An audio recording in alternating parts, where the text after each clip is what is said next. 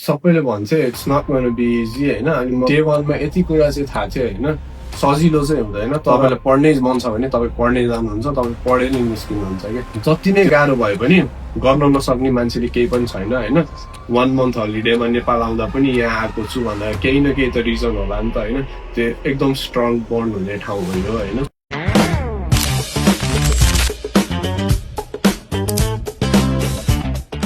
Hello everyone, so today we have Mr. Alice Karkiji, जो चाहिँ back in 2022 Ireland जानुभएको थियो through NIC. So let's welcome him. Hello Alice ji. Hello, नमस्ते।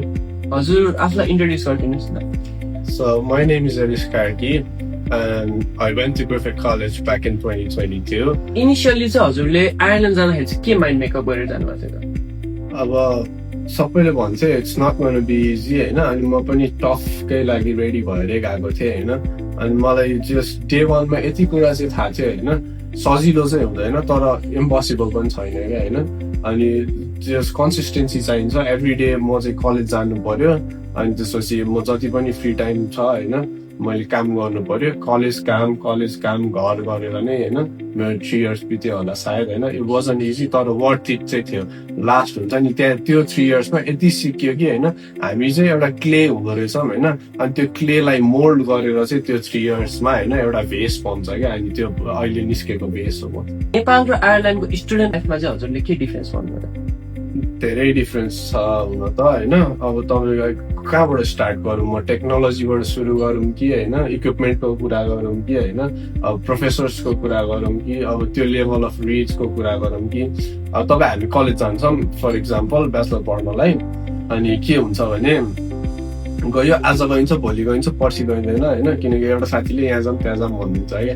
अब तपाईँ त्यहाँनिर चाहिँ डिफ्रेन्ट इन्भाइरोमेन्टमा हुनुहुन्छ क्या। त्यहाँनिर चाहिँ अब कसैलाई पढ्न मन छ भने ऊ पढ्नै मात्र कलेज जान्छ क्या।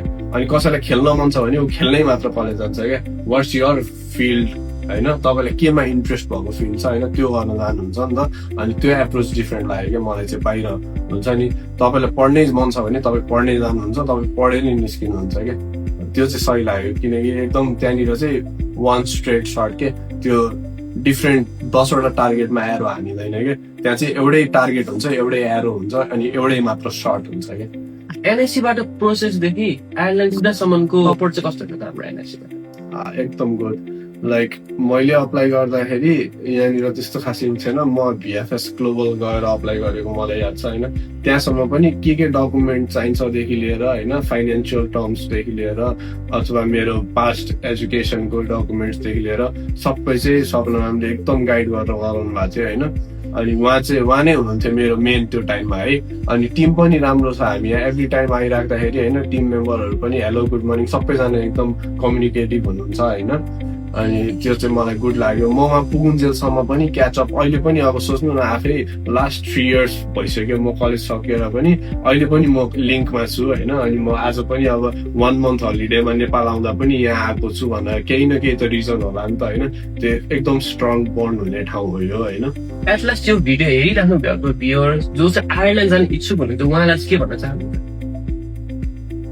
Well, what I want to say is it's not going to be easy. You have to be pre-prepared, not just prepared, pre-prepared to face whatever life throws at you. I know. And every day you have to wake up thinking that it's going to be worth it in the end, I know. And you just going to have to put on the effort. Main भनेको effort हो है। Every day तपाईँले उठेर 6 बजे 7 बजे उठेर effort दिनु पर्यो होइन। अनि त्यो चाहिँ निस्किन्छ भनौँ न होइन। अनि के भन्न चाहन्छु भने जति नै गाह्रो भयो पनि गर्न नसक्ने मान्छेले केही पनि छैन होइन। त्यही भएर तपाईँले मन लाएर गर्नुभयो भने चाहिँ अभियसली पुरा हुन्छ। तपाईँ जुनसुकै फिल्डमा जानुहुन्छ आयरल्यान्डमा होइन, तपाईँको कमिटमेन्ट छ भने होइन रिजल्ट अभियसली आउँछ।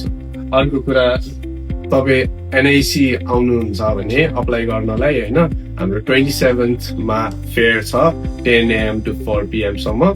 अनि त्यहाँ आउनु होला। मैले भन्दा धेरै उहाँहरूले तपाईँलाई ज्ञान दिनुहुन्छ। Thank you for your time. Thank you, my pleasure.